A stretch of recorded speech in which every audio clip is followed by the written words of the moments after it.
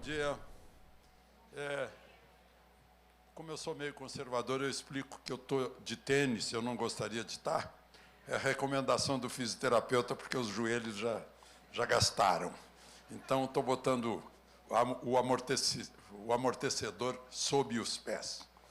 É meio exagerado aí o meu apresentador. Mas, de fato, eu trabalho com esse negócio aqui há 76 anos. O meu pai foi de rádio e eu levava a marmita para ele almoçar no estúdio, no intervalo comercial do noticiário do meio-dia. Então, eu já ficava ali do lado das notícias.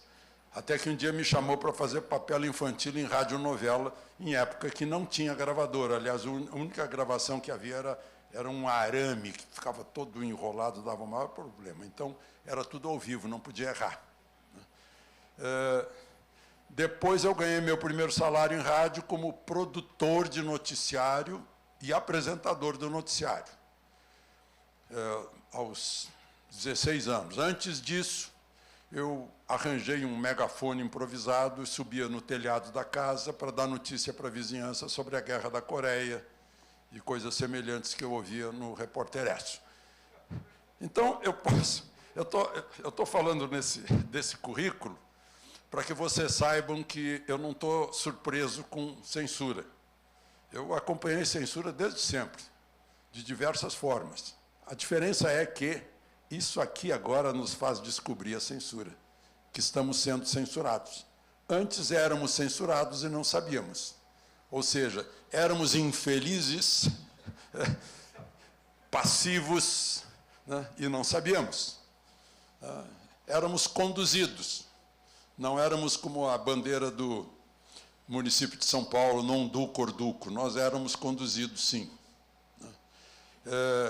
Eu entrei no jornalismo institucional mesmo, com diploma, em 1971, naquele que era o melhor jornal do país e a melhor escola de jornalismo, que era o Jornal do Brasil. E, em 71, eram tempos de censura, só que eu nunca vi censura. Na minha área, eu cobria economia.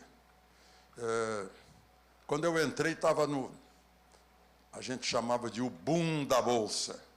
E ninguém sabia o que era a Bolsa, no jornalismo.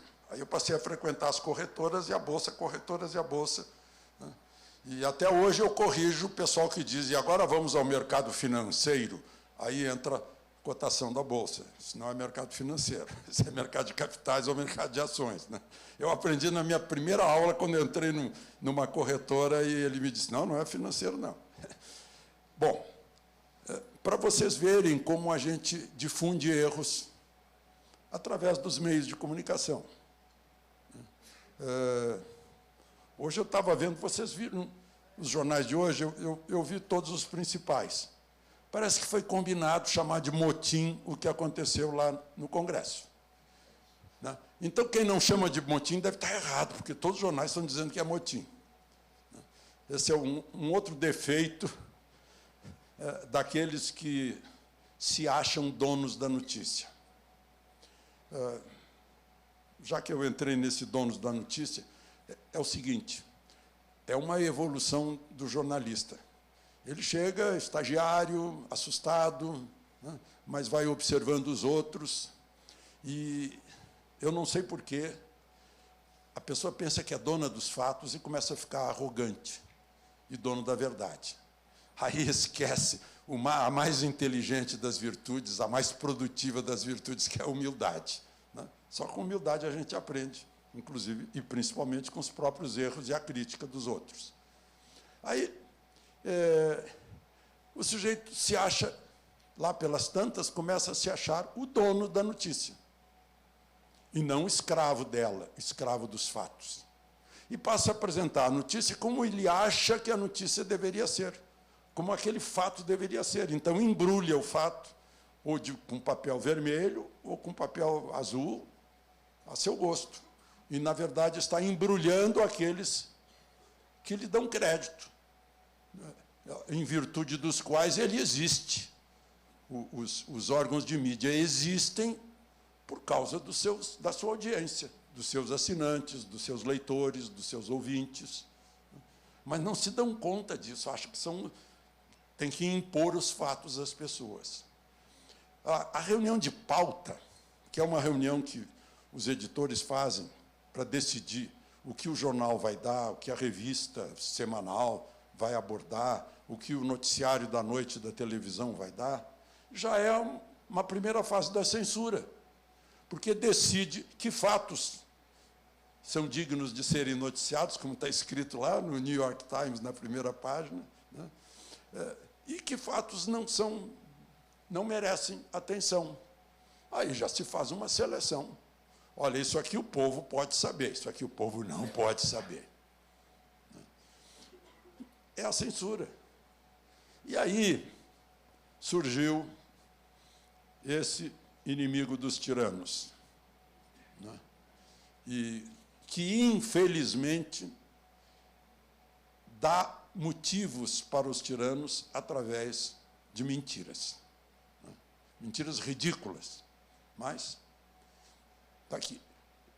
Quem põe mentiras aqui está trabalhando contra aqueles que não põem mentiras aqui e que são igualmente censurados. O celular, além de propiciar o alcance ao conhecimento, eu já entrei aqui me queixando de joelho, mas eu estou com um problema no ombro aqui, que se eu tivesse ainda a britânica em casa, aquele livro pesado para folhear e encontrar um verbete lá, hoje não, a gente põe o verbete na tela digital e a gente já está ali o conhecimento, né? A menos que a gente use só para brincadeira, fazer joguinho, e não aproveite essa grande enciclopédia que a gente carrega no bolso. E aí a gente pode conferir se o jornal está mentindo para a gente, se o noticiário na televisão, só entre nós, né? Faz 25 anos que eu não vejo televisão. Eu, outro dia, queria ver um filme, não consegui ligar, né? Minha mulher também não sabia. Eu disse, vou perguntar para o caseiro. Né? E como disse o Thomas Sowell, se eu corro o risco, não vendo televisão, de não ficar informado. Mas, com certeza, se eu acompanhar a televisão, eu fico mal informado, misinformed, como diria o inglês. Eu receberia mentiras como se fossem verdades. E eu consigo gravar todos os dias o meu comentário no YouTube. Estou querendo chegar a 3 milhões e 100 no YouTube nos próximos dias. Consigo gravar dando a informação correta. Até hoje ninguém reclamou, inclusive porque eu não entro na isca do ad hominem, né? De personalizar as coisas, individualizar. É o que a pessoa faz, não é o que eu acho que a pessoa é, né? Ao criticar uma autoridade. Todo mundo que é autoridade tem que saber que, sendo autoridade, sendo pessoa pública, sendo integrante do Estado, é empregado da nação e sujeito a críticas. Isso é óbvio, né?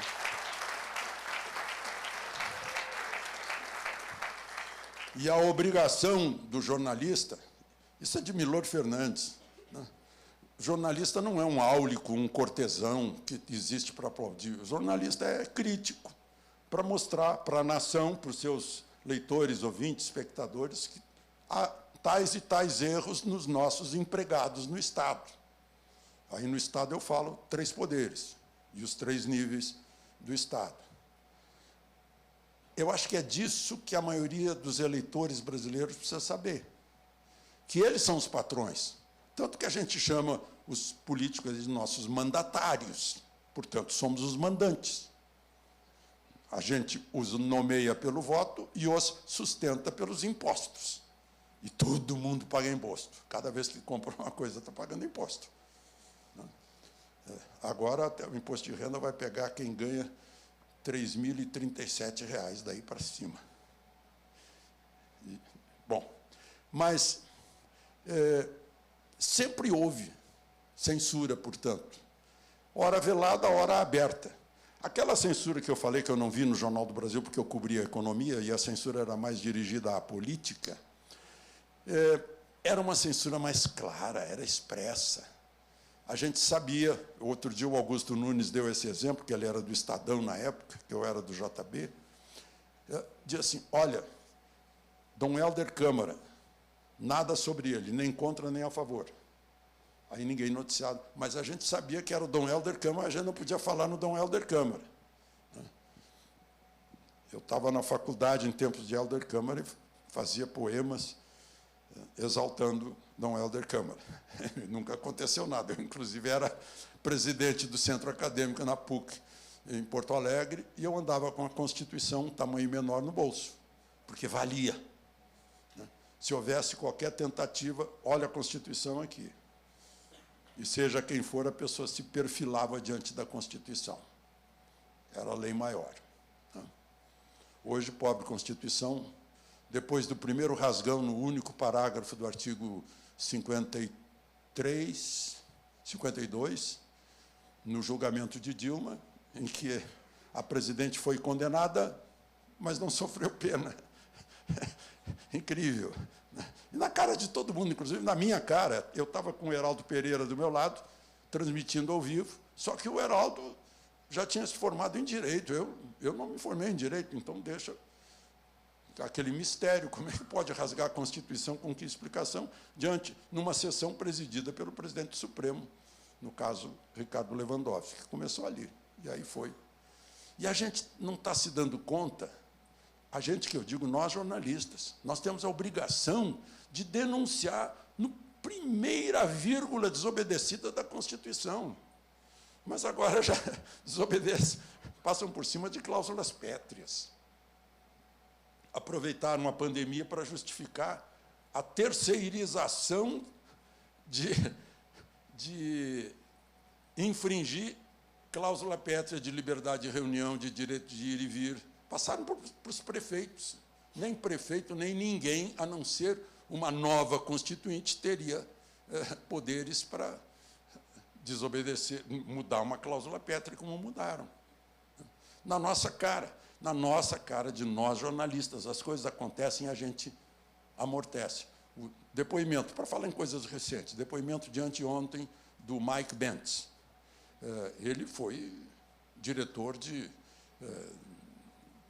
departamento digital do Departamento de Estado no primeiro mandato Trump. E disse coisas seríssimas, gravíssimas. E não aparece no jornal. O próprio jornal que teve o fotógrafo que fez a única foto de um ministro do Supremo num ato de falta de decoro no estádio do Corinthians, em São Paulo. O jornal não deu em primeira página, deu lá dentro uma fotinha. Quem deu em primeira página foi a Folha. E, aliás, ele foi demitido, talvez, por... Não sei se... Não é essa a história que tenha cedido para a Folha, a foto, quando viu que o Estadão não ia aproveitar. O que é isso? Suponho que seja o medo. Porque há formas de fazer censura espalhando o medo, como fizeram cruelmente, crudelissimamente durante a pandemia. É a coisa que mais me bate, porque milhares de pessoas podiam ter sido curadas em 3 dias, com tratamento fácil. E não se permitia que falasse. No dia que eu falei que minha mulher médica já tinha curado 100, ninguém hospitalizado, eu fui demitido. Cortaram o meu contrato na CNN, porque eu não podia dizer que tinha tratamento. Imagina a crueldade disso. Você não pode dizer para o povo, olha que censura que resultou em assassinato, em genocídio. E faziam propaganda de um negócio lá que nunca foi testado direito. Fizeram o primeiro testinho e hoje estão aí as consequências. E também se fala é silêncio. o resto é silêncio, como no livro do Érico Veríssimo. Então, gente, o jornalismo existe, a mídia existe para manter as pessoas informadas. Isso é básico. Não é só da primeira emenda dos Estados Unidos, que está em voga agora, porque precisou, vergonha nossa, né? Precisou um chefe de Estado estrangeiro sacudir o país aqui para dizer que, olha, liberdade de expressão é sagrada, é a base da democracia. Né? Mas, de quem há a responsabilidade, a mídia está calada, a mídia tradicional, mídia antiga, não fala nada. Eu não posso nem falar de televisão, porque eu já não vejo por outro motivo também, para evitar a vontade de criticar. Seria como cuspir no prato em que comi durante 32 anos. Isso, meu avô me ensinou que isso não é ético. Né? Me ensinou também que juiz não pode pegar causas em que juiz que é advogado de um partido não pode pegar a causa desse partido depois. Né? Um juiz que tenha a esposa com a banca de advocacia, né, nesse tribunal jamais pode chegar alguma coisa dessa banca de advocacia. Isso é óbvio. Ou a gente abandona a ética e vai viver em mundo selvagem. Aliás, sem obediência à Constituição, vem a lei da selva.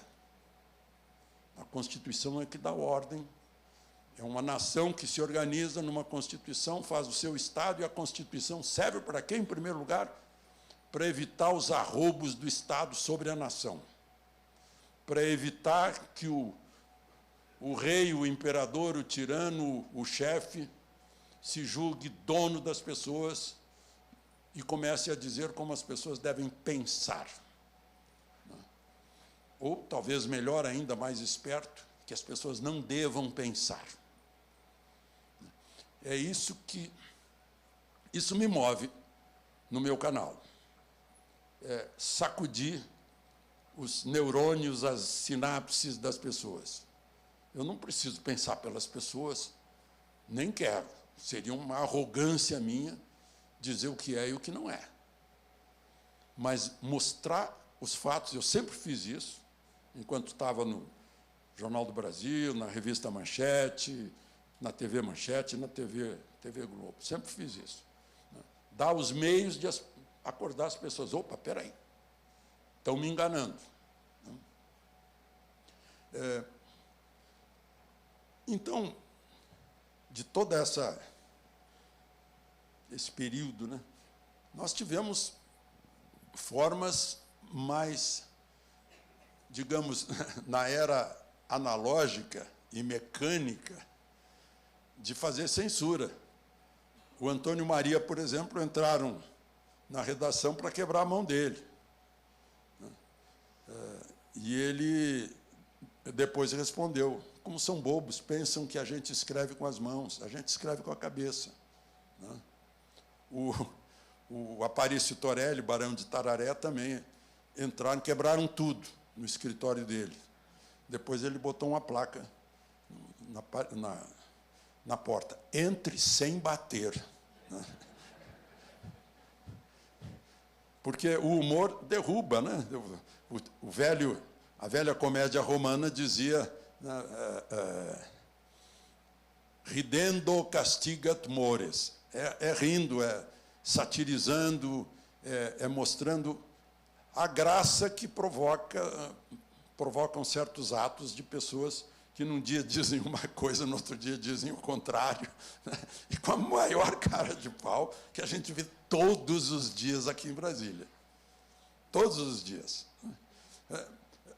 Pessoas assim pensam que todos nós somos burros,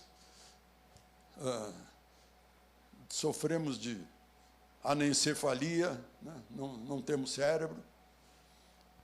E aí a mídia que deveria ser o fiscal crítico. Ou não é jornalismo, é armazém de secos e molhados, como dizia o Milor Fernandes.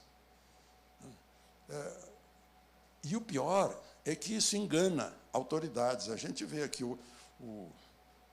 eu acho que é o meu artigo dessa semana, eu falo, os ministros do Supremo foram enganados pelos áulicos, aqueles que aplaudem. Se tivessem ouvido os críticos, teriam encontrado caminho, tinham críticos ali do lado, críticos entre eles mesmos. A crítica é a melhor coisa para o jornalismo, porque faz a gente pensar, opa, onde é que eu errei? O que eu errei? Ah, está me ensinando uma coisa com essa crítica. Claro que interjeição não é crítica, nem adjetivo. Não. Crítica é substantivo, é argumentação, não é grito, urro de outros tempos em que a gente ainda não era sapiens. Né? E a outra coisa que eu critico muito, como lecionei português na PUC, aí no CEUB, critico muito, esqueceram da ferramenta básica da comunicação, que é a língua portuguesa. Não é que esqueceram, é que já foram doutrinados. Certa vez, em 1992, eu era diretor da Globo aqui, a UNB me convidou para dar uma aula para os alunos de jornalismo do último semestre. Muitos já devem ter ouvido essa história que eu já contei.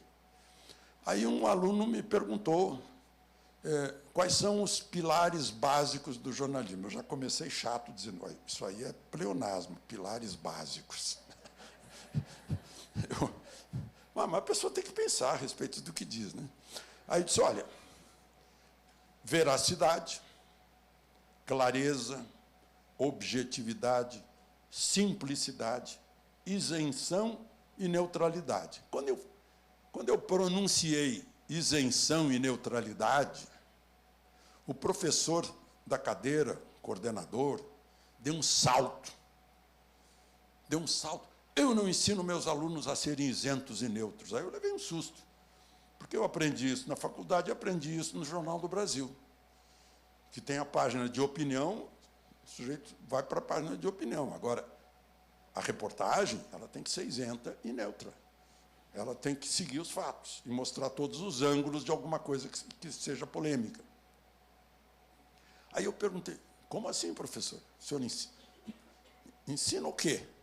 Ah, eu ensino meus alunos a serem militantes. Militantes ideológicos para combater o status quo opressor. Eu disse, opa, olha, eu não vim aqui para falar em sociologia, política, eu vim aqui para falar em jornalismo. Então, eu devo prevenir os seus alunos que, se eles forem combater o status quo opressor, o primeiro a ser combatido, o mais próximo, é o patrão deles. Aí vão ser demitidos, em consequência, a menos que escolham trabalhar no jornal do partido, com o qual tenham afeição, ligação. Né? Então, isso foi em 1992. Aquela turma hoje, ou já se aposentou, ou é chefe de jornal, de redação, de televisão, e está aplicando aquilo que o professor pôs na cabeça deles. Eles estão lá para fazer uma militância ideológica e enganar as pessoas, claro, óbvio. É outra parte que a gente tem que abordar, que é o óbvio também, mas é bom a gente falar, que liberdade de expressão é liberdade para aqueles que discordam de mim. Liberdade de expressão só para o meu lado? Como assim? Isso não é liberdade de expressão, isso é tirania. Um lado tem liberdade de expressão, o outro não tem. Segundo o depoimento do Mike Bentz, reforça a teoria de que, na campanha eleitoral, o tribunal que deveria aplicar a lei, aplicava a lei para um lado e não para o outro. Não? Assim é a liberdade de expressão. E as mentiras que hoje facilmente são derrubadas. Imagina no tempo do governo Figueiredo, no tempo em que Figueiredo estava brigado com o vice Aureliano Chaves, os dois no palanque sem se falar, eu estava cobrindo pela Manchete, ainda era só revista, não tinha televisão, o desfile militar do 7 de setembro no Eixão Rodoviário Sul. Aí eu vi os meus colegas numa rodinha confabulando alguma coisa. Eu me aproximei para saber de que se tratava. Eles, de costas para o público, estavam decidindo que público, que número de pessoas eles iriam pôr nos jornais do dia seguinte. Aí um disse, vamos botar 25 mil. Aí o outro, 25 mil? Mas esses milicos prenderam o padre Vitor Miracapilo, mandaram embora para a Itália. É um padre que disse que não ia, se recusava a rezar a missa da independência, porque o Brasil não é independente, só que ele estava com visto de turista, foi mandado de volta. Aí o outro disse, não, vamos botar 10 mil, então. Não, 10 mil é pouco demais. Né? Vamos botar 17 mil. Aí todo mundo botou 17 mil, menos o único errado aqui, que contou. Contou, como a gente conta. Eu conto de um poste ao outro. Fala, quantas pessoas tem? 5 mil de um poste ao outro. Aí vou vendo outros postes na mesma densidade de gente, vou multiplicando, depois fica mais rarefeito, conto de novo, aí eu cheguei a 65 mil pessoas no eixo. Então, eu era o mentiroso, porque todos os jornais deram 17 mil. Eu estou falando nisso porque hoje não dá para a USP dizer que tem 37.600 pessoas, quando a gente sabe calcular uma área, sabendo que a Avenida Paulista tem 55 metros de largura e que de uma esquina a outra são mais ou menos 100 metros, portanto, são 5.500 metros quadrados, se botar 3 ou 4 pessoas por metro quadrado, a gente tem aí cerca de 20 mil pessoas em cada quarteirão, a gente olha para ver quantos quarteirões tem, e tem um número que chega a 200 a 300 mil por aí. É muito longe de 37.600 da USP. Aí a USP fica tomando partido e perdendo a aura que deveria ter a universidade, fonte de luzes, né, e não fonte de trevas. Fica por isso mesmo, porque a mídia tradicional adere a isso e divulga como se fosse verdade. E aí, felizmente, hoje, as pessoas não recebem mais aquilo como se fosse verdade. Vamos falar, por exemplo, dos tempos do Jornal Nacional. Começou lá em 1965, talvez. Não, 68, por ali. Então, criou-se um hábito. O que deu no Jornal Nacional é o que realmente aconteceu no país, naquela época. Eu participei de muitas reuniões de pauta do Jornal Nacional. Era aquilo, a gente decide o que vai publicar e o que não vai. Né? E tem mais, né? Pode chegar até ao cúmulo. Isso é geral, não é Jornal Nacional, isso é geral. Chega ao cúmulo e dizer assim, olha, nós temos uma tese a ser demonstrada, que aconteceu isso, isso, isso. Agora vocês encontrem depoimentos e imagens para comprovar essa tese. Não é que a gente saia para a rua para procurar a verdade, é que a gente tem a nossa verdade e quer ilustrar com depoimentos e com imagens a nossa verdade. Hoje, felizmente, né, essa mudança aqui,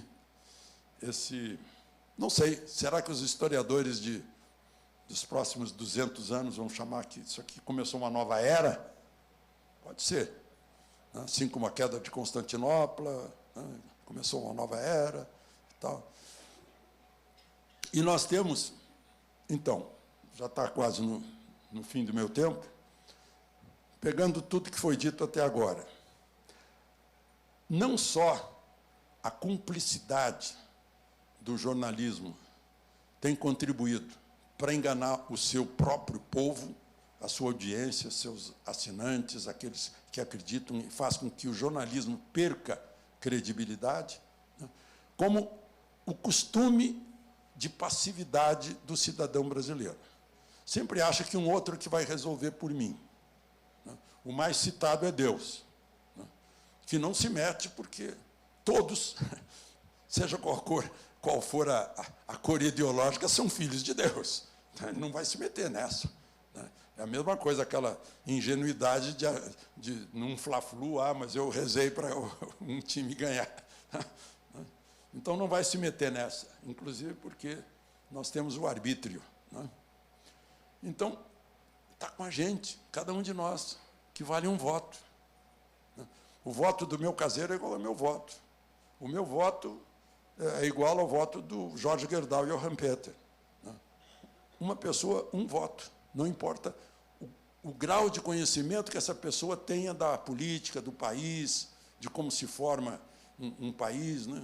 Aqui a gente tem muitos mandatários que não sabem sequer como se formou um Estado, para que serve um Estado e quais são os poderes dele. Então, finalizando, acho que a gente precisa de duas coisas: recuperar a Constituição, né, e recuperar a nossa cidadania, que significa sermos ativos cidadãos e não passivos, né, e não esperar pelos outros. E eu ainda acredito que eleições podem resolver, e tudo pode ser resolvido dentro da lei. Eu dizia para as pessoas que iam lá para o quartel, CEP errado, o CEP é Senado, para resolver isso. Né? E deu no que deu. Bom, então, muito obrigado pela atenção de vocês e de terem... olha, foi uma honra muito grande conversar principalmente com tanta gente unida por uma causa que não é partidária, mas eu acredito que todos aqui estamos unidos para que nossos netos, bisnetos e filhos tenham um Brasil melhor. Eu venho perseguindo isso há quase 85 anos e ainda não consegui, né? Porque cada vez que o país do futuro, o futuro se aproxima, parece que a gente, de modo masoquista, acha que não merece e empurra a oportunidade que surgiu, manda embora a oportunidade. Nós já fomos milagre econômico, eu cobri isso pelo Jornal do Brasil. Nós crescemos durante 5 anos consecutivos a média anual de 11,2%. Não havia desemprego, faltava matéria-prima, porque havia demanda sempre. Ou seja, nós podemos. Por que não repetir isso com a nossa participação? Naquela época, não foi o Delfim, nem o Médici. Foi o povo brasileiro com otimismo e entusiasmo. Muito obrigado.